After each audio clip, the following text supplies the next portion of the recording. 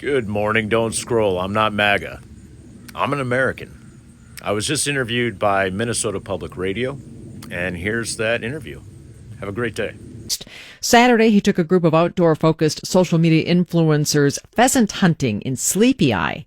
Our guest was on that trip. David Clayton is an advocate for homeless veterans, has more than 230,000 followers on TikTok. He's on the line. David, thanks for getting up early this morning.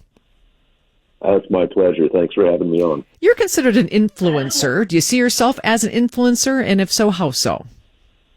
I actually do not. This influencer thing is all brand new to me. I think I've grown a large community of like-minded individuals from all spectrums of the political game, not just Democrats, but Republicans, independents, Americans that just want to take pride in being American again and find some semblance of sanity and unity again instead of this polarization, this all or nothing, do or die kind of mentality. I think America is very hungry to come together again in this ever so divisive time.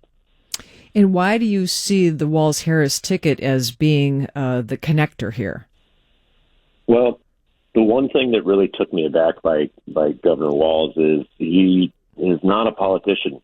He's an average, everyday American. I'm a registered independent. He had all walks of life on the pheasant hunt with him, all spectrums, Republicans.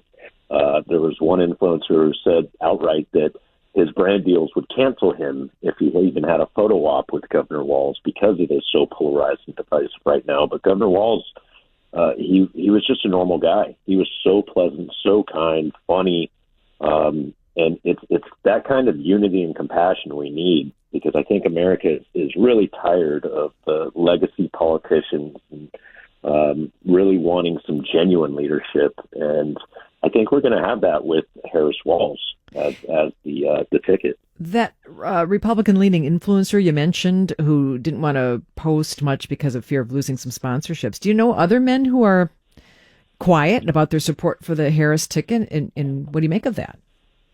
Absolutely. It's this whole Trump movement thing it really is an absolutism. I tell my followers often, and I've got all walks of life that follow my account, that I can sit at the same table with a Republican and in total disagreement and still have mutual respect for them as Americans. But this absolutism, this their way or no way MAGA mindset, it's just not what our country was built off of.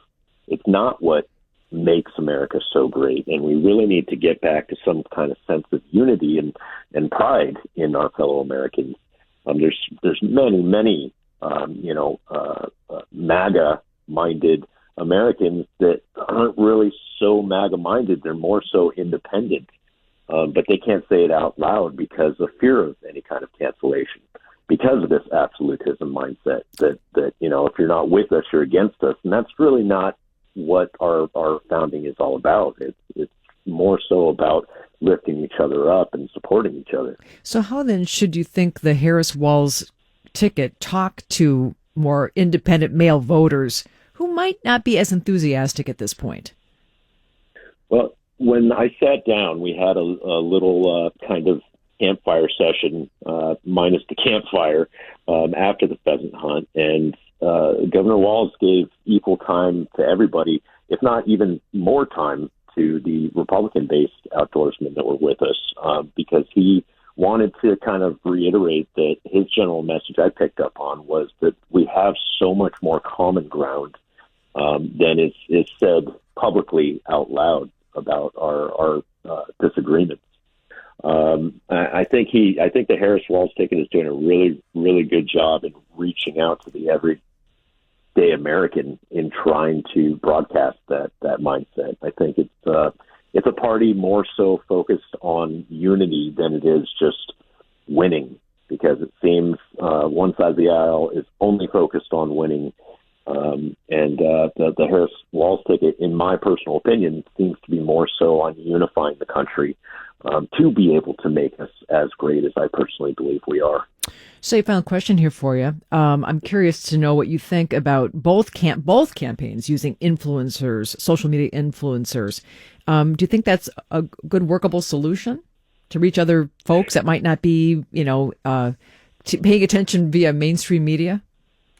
No disrespect to you as a news organization, as a legacy news organization, but I think we're really seeing a turn in the tides here as far as where people are getting the bulk of their opinion pieces and their news, because frankly, in legacy media, so much of it is more op-ed opinion pieces than it is just the kind of Walter Cronkite era fact, news broadcasting. Everything is opinion generated anymore.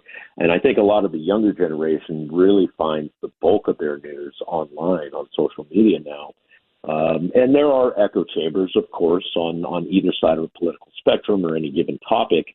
But there's also a lot of fact-finding information out there as well as misinformation, disinformation. That was one of the things that I did discuss with Governor Walz. Is I'd really like to see not censorship, because we do hold freedom of speech, dear, but at least some kind of program that outlines, hey, we're seeing this script repeated and its origins are coming from bad foreign actors. Mm-hmm. And of course, it's being shared and reshared so much. So maybe not censorship at all, but at least listing it out so that the general public has a better understanding of where information is originating from, to be able to then make up their own minds for themselves. All right.